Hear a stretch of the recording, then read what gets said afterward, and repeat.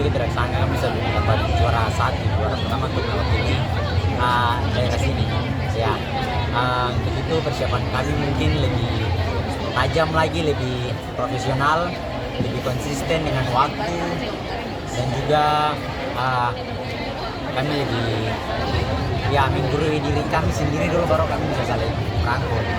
Saya tertarik sama konsep gerakan bebasnya tadi. Itu konsep apa? Jadi konsep kami ini mengenai alam, di mana alam yang hidup. Alam itu hidup untuk menghidupi kami manusia Papua, di mana kami melestarikan, kami menggunakan sumber daya alam yang Tuhan sudah kasih ke kami pakai untuk sebagai kebutuhan kehidupan kami. Itu kami mengekspresikan lewat koreografi kami, lewat kami punya properti, kami punya kostum busana, di mana ada koreo kami dengan properti di mana kami pakai dayung. Itu sebagai simbol bahwa kami punya orang Papua di bagian pesisir, mereka mencari ikan atau melaut. Juga kami mengeksplorasi sebagai koreografi menggunakan properti dayung sebagai ekspresi saudara kita yang ada di gunung. Kami menentukan koreografi dengan dayung dengan bentuk tombak atau buruan hewan. Mungkin itu saja. Siap.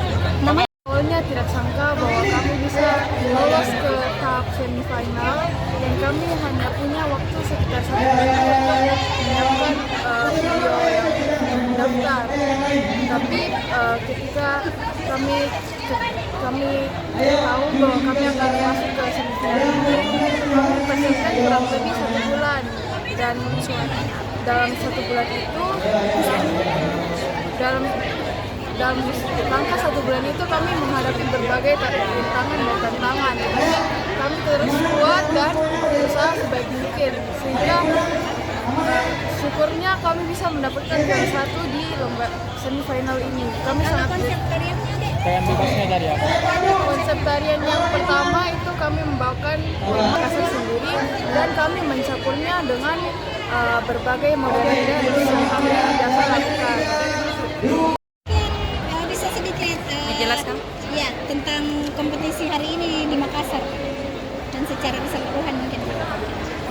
Hari ini kita mengadakan Forte National Dance Competition Inspirasi Diri di Kota Makassar. Ini adalah rangkaian kota yang kelima dari 13 kota yang akan kita jalani di tahun ini. Kompetisi ini sebenarnya seri yang kedua. Ya.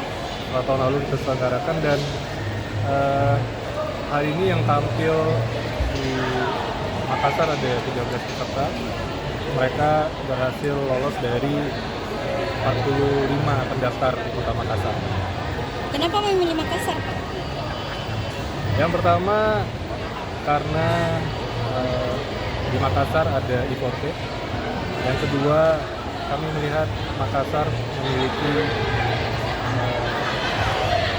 kesenian yang tinggi, dan ini juga menjadi tantangan kami supaya gerakan kebudayaan itu berkelanjutan, dan makanya kami selenggarakan untuk pelajar dan juga mahasiswa.